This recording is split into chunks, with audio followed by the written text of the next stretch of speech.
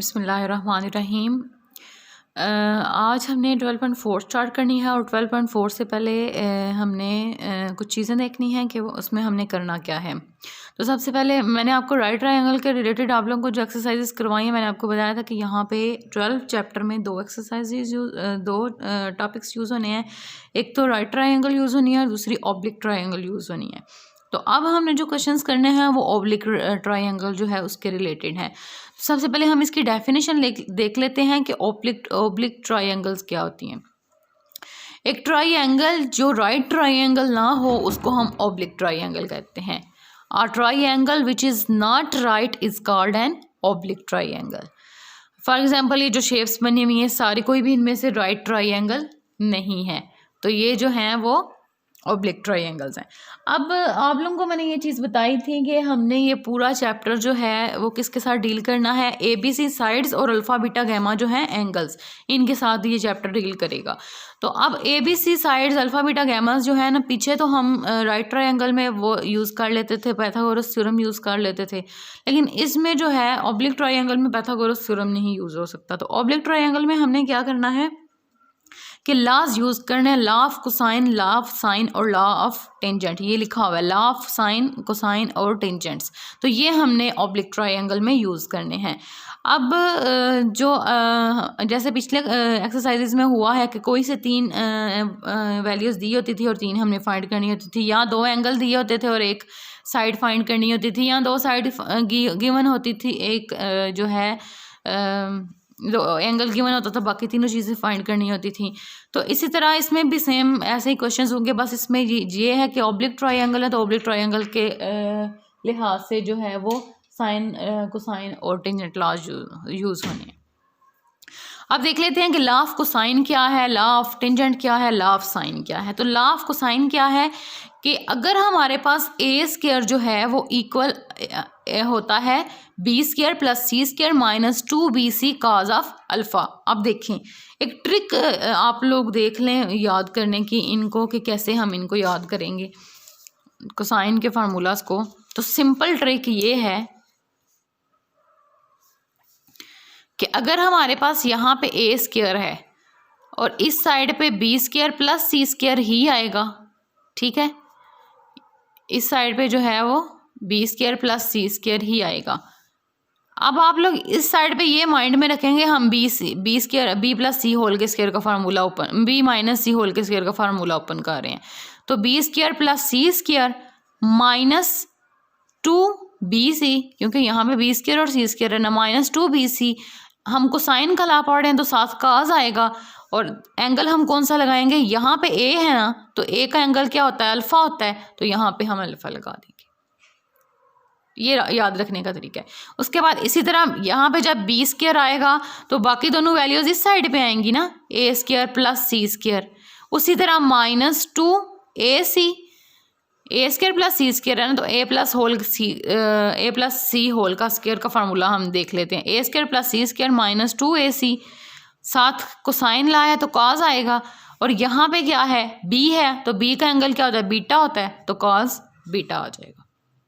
इसी तरह सी वाला, c square is equal to a square plus b square, उसी तरह वो formula minus 2ab cause of, अब सी वाला जो वैल्यू साइड होती है उसका एंगल क्या होता है, गैमा होता है, तो यहाँ पे कॉज आ जाएगा गैमा। तो ये हमारे पास लॉ ऑफ कोसाइन आ जाएगा, ठीक है। उसके बाद आपके बुक में है लॉ ऑफ साइन।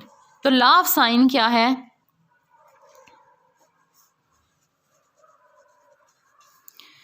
कि जब हमारे पास a ओवर साइन अल्फ़ा जो है वो इक्वल होगा c ओवर साइन गैमा के, और इसी तरह a ओवर साइन अल्फ़ा जो होता है वो इक्वल होता है b ओवर साइन बीटा के। अब देखें साइन को लाया है, यहाँ पे c है तो नीचे उसका एंगल गैमा आएगा, c का एंगल गैमा ही होता है, a है तो एंगल अल्फ़ा आएगा, a है तो एंगल अल्फ़ा आएगा, b है तो एंगल बीटा आएगा। तो आप देख सकते हैं इस साइड पे a ओवर साइन अल्फ़ा है तो ये इसके भी इक्वल है और इसके भी इक्वल है, तो हम इन तीनों को इक्वल रख सकते हैं ना। a over sine alpha is equal to b over sine beta is equal to c over sine gamma. तो ये हमारे पास है sine law. Law of sine, ठीक है, इसे बोलते हैं। उसके बाद टेंजेंट, लॉ ऑफ टेंजेंट।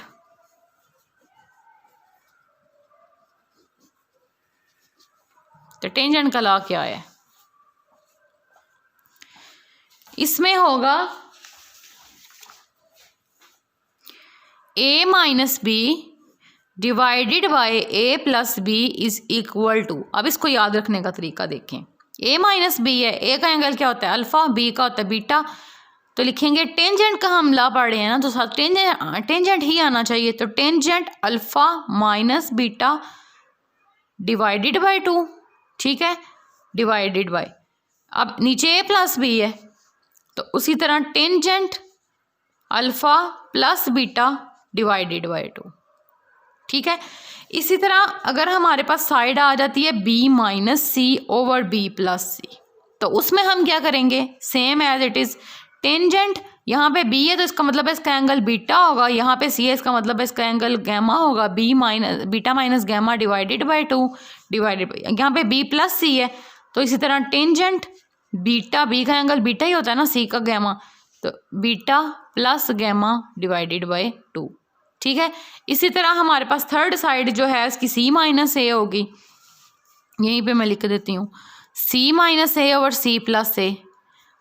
तो यहाँ पे क्या आएगा? टेंजेंट ला है ना, तो टेंजेंट यहाँ पे c का एंगल क्या होता है? गैमा, a का एंगल क्या होता है? Alpha, gamma minus alpha divided by over 2 divided by 2, और c प्लस ए है तो c का एंगल गैमा, दरम्यान में प्लस है, यहाँ भी प्लस, अल्फा, ए का एंगल अल्फा डिवाइडेड बाय 2। तो इस तरह आप जो है law of sine, law of cosine और लॉ ऑफ टेंजेंट याद रख सकते हैं। अब हम जो है एक्सरसाइज स्टार्ट करेंगे 12.4। अब इसमें 12.4 का क्वेश्चन नंबर 1 है, इसका क्वेश्चन नंबर 1, 3 और 5 करना है, तो मैं आपको जस्ट 1 करवाती हूँ, 3 और 5 एज इट इज़ है जैसे 1 है, ठीक है। तो इसमें गिवन है बीटा, गैमा और बी की वैल्यू गिवन है, ठीक है। अब देखें, जब हमें बीटा भी गिवन है, गैमा भी गिवन है, तो हम एंगल जो तीसरा है वो इजीली फाइंड कर सकते हैं ना, क्योंकि हमें पता है कि alpha plus beta plus gamma is equal to 180 degree होता है। तो उनमें से 2 एंगल हमें दिए हुए, तीसरा हम इजीली फाइंड कर सकते हैं। उसके बाद हमने फाइंड करनी है बी की, हमारे पास बी की वैल्यू गिवन है, ए और सी की फाइंड करनी है। तो ए और सी की वैल्यू फाइंड करने का बेस्ट तरीका यही है कि हमारे पास एंगल भी मौजूद है, बी की वैल्यू भी मौजूद है, तो हम जो लॉ ऑफ साइन है वो यूज़ करके तो हम बाकी दोनों वैल्यूज़ फाइंड कर लें। इस पूरी एक्सरसाइज में जो है जस्ट लॉ ऑफ साइन ही यूज़ होना है, ठीक है। आप देखें, यहाँ पे बीटा 60 डिग्री है, गैमा 15 डिग्री है। हमें पता है, वी नो डैट, या because alpha plus beta plus gamma is equal to 180 degree, ठीक है। अब हमारे पास बीटा भी गिवन है, गैमा भी गिवन है, हमने फाइंड क्या करना है? अल्फ़ा फाइंड करना है। अल्फ़ा को हम इसी साइड पे रहने देते हैं 180 डिग्री, और बीटा उस साइड पे जाके क्या हो जाएगा? माइनस हो जाएगा। इसी तरह गैमा भी उस साइड पे जाके माइनस हो जाएगा, ठीक है। अब हम वैल्यूज़ पुट कर देते हैं, 180 डिग्री माइनस बीटा की वैल्यू क्या है? 60 डिग्री माइनस गैमा की वैल्यू क्या है? 15 डिग्री, ठीक है। तो यहाँ से हमारे पास अल्फ़ा की वैल्यू आ जाएगी, अल्फ़ा की वैल्यू आ जाएगी 105 डिग्री। अल्फ़ा की वैल्यू आ गई, यानी कि हमारे पास 3 चीज़ें गिवन है, 3 हमने फाइंड करनी है। अल्फ़ा की वैल्यू हमने फाइंड कर ली, अब हमने ए और सी की वैल्यू फाइंड करनी है। तो अकॉर्डिंग टू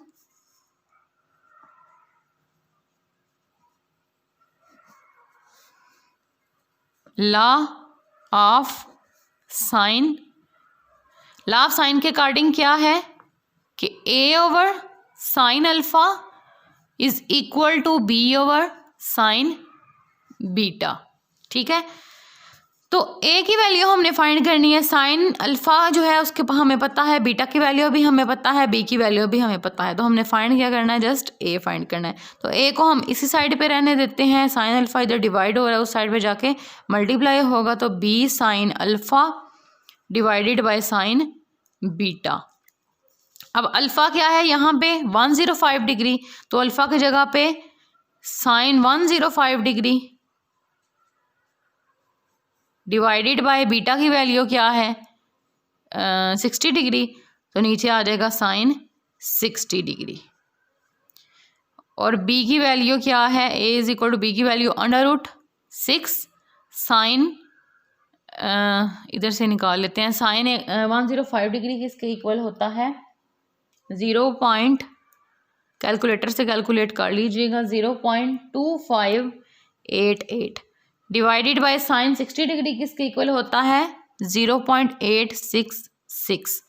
ठीक है, अब हमने ए की वैल्यू फाइंड करनी है, तो √6 को मल्टीप्लाई करेंगे 0.2588 के साथ, जो भी आंसर आएगा उसको डिवाइड कर लेंगे 0.866 के साथ।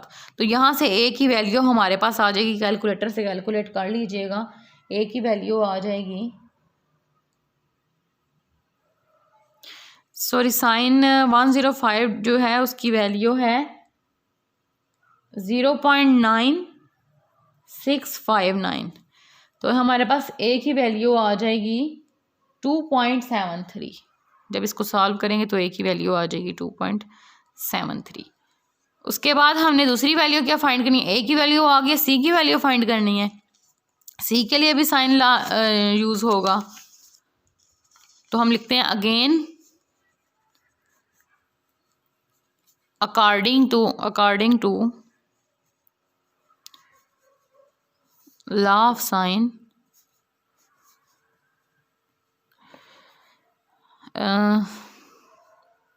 बी की वैल्यू गिवन है ना, B over sine beta is equal to C over sine gamma. C का एंगल गैमा ही होता है ना, तो C over sine gamma. B over sine beta is equal to C over sine gamma. अब हमारे पास जो वैल्यू गिवन होंगी ना, हमने उसी को यूज़ करना है। तो बी की वैल्यू हमें गिवन है, उसके बाद साइन अल्फा भी पता है, साइन बीटा भी पता है, साइन गैमा भी पता है। तो सी को हम ज़रा अकेला कर लेते हैं, मैंने थोड़ा सा चेंज कर दिया, सी वाली इस साइड पे लिख लिया, बी वाली उस साइड पे लिख लेती हूँ, कोई फ़र्क नहीं पड़ता। C over sine gamma is equal to b over sine beta. Equal के दोनों साइड पे कोई फ़र्क नहीं पड़ता, दोनों वैल्यूज़ आगे पीछे लिखने से। चलें, अब सी को हमने यहाँ पे अकेला करना, फ्री करना है, क्योंकि हमने सी की वैल्यू फाइंड करनी है। साइन गैमा इधर डिवाइड हो रहा है, उधर जाके मल्टीप्लाई होगा, बी साइन गैमा आ जाएगा डिवाइडेड बाय साइन बीटा आ जाएगा। सी इज इक्वल टू, बी की वैल्यू क्या है √6, साइन गैमा की वैल्यू क्या है 15 degree divided by sine beta. तो बीटा की वैल्यू क्या है 105 डिग्री। सॉरी, बीटा की वैल्यू है 60 डिग्री। चलें, इसी तरह सॉल्व करेंगे। √6 साइन 15 डिग्री जो है वो इक्वल होता है 0.258 के, 0.2588 के। साइन 60 डिग्री होता है 0.866 के। तो इसको फर्दर सॉल्व करेंगे तो हमारे पास आंसर आ जाएगा 0.73। तो इस तरह हमारे पास दोनों साइड्स भी आ गई हैं और एंगल भी आ गया है। ठीक है।